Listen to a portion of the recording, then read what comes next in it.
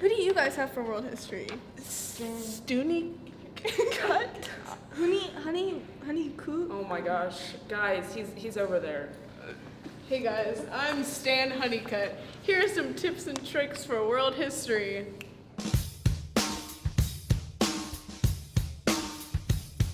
AP World has a lot of workload and you have to learn how to manage your time correctly. You should take European history with world history because it really helps you when you're studying for tests, especially the AP test, because when you study for AP European history, you know most of the things for AP world history, so those classes also go together with the knowledge. This class is going to take a lot of effort and nothing's just going to be given to you that you're going to have to study to succeed in this class. I took AP Human Geography, which isn't that hard of a class, looking back on it. So it taught me the AP structure and to get used to how AP classes typically work without the intense stress that AP World had. There's a lot more reading involved in AP World, and being in an extracurricular or multiple is more challenging because you have to learn how to manage your time. You're going to need to know about Get-A-5.com and Crash Course.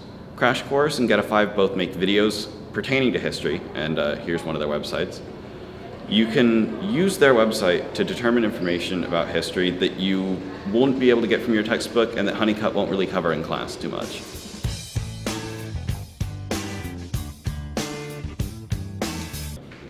If only I had known how to study well and manage my time before reading and studying well before tests. If only I had known to read the Princeton Review before the first test, because it really helps you with all the knowledge that we've gone over, since it's for some periods it goes over 3 or 4 periods, and so the Princeton Review helps you put it all together, and there's also questions in there. I wish I would have known that an A is achievable with a lot of hard work and dedication. If only I had known that you cannot do marching band or color guard or anything at the same time as AP World. I wish I would have known that you have to review constantly, so when you write down notes, make sure to look over them that night, and that to keep up with your homework is very important. I didn't really expect that much more difficult a course than I had experienced in AP Human. Ms. Krempe had prepared us well for the AP exam, and I was confident in my ability to get a 5 on that test. That said, in AP World History, I really didn't understand what I was getting myself into. You have to know the history of mankind from the moment that we developed agriculture and writing systems up until the present. You have to know things as far back as Hammurabi and as recent as Putin.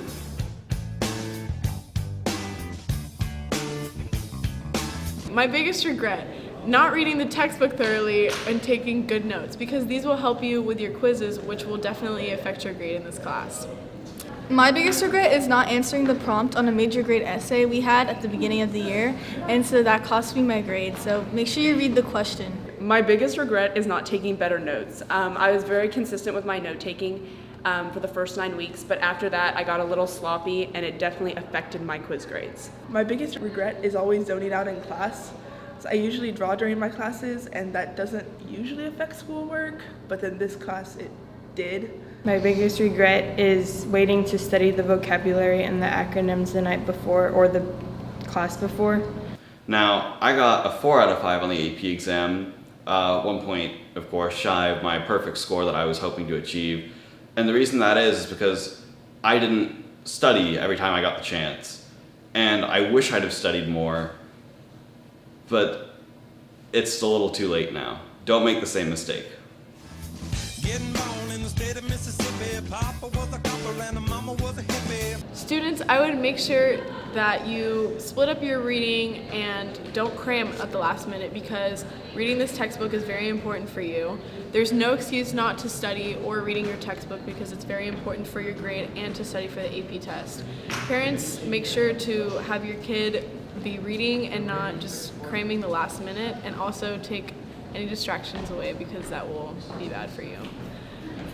If you know you won't finish the reading chapter, at least find a chapter outline online and read that, because you're going to have to learn the material anyways for the test, and it's better to know a little bit now than have to cram the night before. Don't start your chapter notes the night before. I recommend that you read and do your notes on the weekends and then reread the chapter the night before the quiz to make sure you're fully prepared for the quiz. Parents, I think it's a good idea to encourage your kids to put up their electronic devices while doing your quiz notes. because this will ensure that they actually do their quiz notes and do good on their quizzes.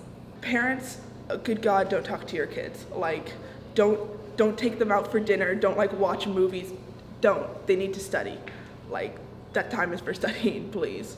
Learn how to take shorthand notes, and when Mr. Honeycutt tells you to do something or write something down, make sure you do it. Taking notes to prepare for the AP World History quizzes is one of the more difficult things you'll do throughout the year because it'll sometimes seem fruitless because you'll still score low on the quizzes. You're going to want to take at least 3 to 5 days on notes and use your notes for every single question on the quiz that you're not 100% sure about. In Alabama, she was swinging a hammer. Price you gotta pay when you break the panorama. Always read study guides such as the Princeton study guide that I used.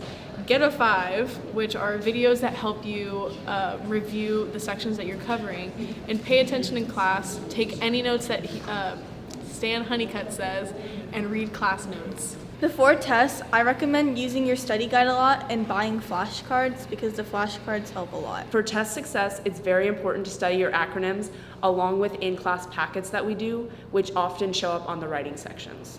You need to study all of your acronyms and vocab. That doesn't mean anything right now, but like later it will. You may think you know the vocab, you don't know the vocab, look over it. Review the questions that you missed on previous tests. They'll help you out a lot to make sure you don't miss them again. You're going to need to look over the acronym for that unit, and you're going to need to look over the notes you took for the information in that unit within 24 hours of taking the notes. Then for combo tests and the midterm, which are more structured somewhat like AP exams, although combo tests are more like pseudo AP exams because they don't cover every period, just the periods that you've covered so far.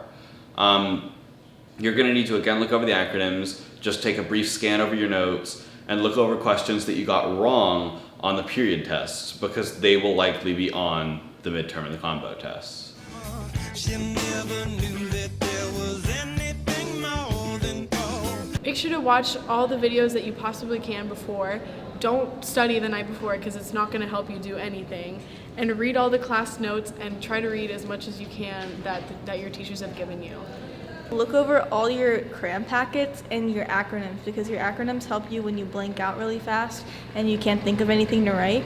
I recommend that you study your acronyms along with how to write specific essays and to pay a lot of attention to both in and outside of class reviews, which will help you in the long run. Use your study guide about 2 weeks before the exam, and then the couple nights before, don't cram it all. Like, just don't. It won't help you. You either know it or you don't. Take it easy and relax. Studying the night before doesn't help a lot, but studying, months before and just reviewing notes helps. Learn how to write short answers. The quizzes that you take every week are really, really great for learning how to write short answers because you will learn the key words to use, you will learn the topics to use, and you'll have it in the same format that you'll have on the AP exam. You'll also What in the world does your company take me for? Don't be like me. Don't slack off. Manage your time correctly because you're going to want to sleep and you won't get any sleep. So make sure to sleep so you don't fall asleep in class. Sleep. Don't not read the textbook. I didn't read the textbook towards the second semester and it kind of made my quiz grades go down. So you should read the textbook and be consistent with your quizzes and they'll help you a lot at the end of the 9 weeks when you're struggling to get your grade up and your quiz grades will be there to boost you. Don't be like me. Definitely read all of your chapters for your reading quizzes. Your grades will drop if you don't read them. If all else fails, I do recommend at least writing down the vocab for the quizzes, which will ensure that you get at least some of the questions right. Don't be like me. You need to read the weekends before quizzes, not after them, because it clears up your entire week and it's so much easier to do on weekends. Don't be like me. Make sure you read the chapters in the textbook and make sure you do it when you have the time and not the night before. do not be lazy and do not procrastinate. If you have any chance throughout the year to study your notes, to study vocab, to study acronyms, take the chance to study it.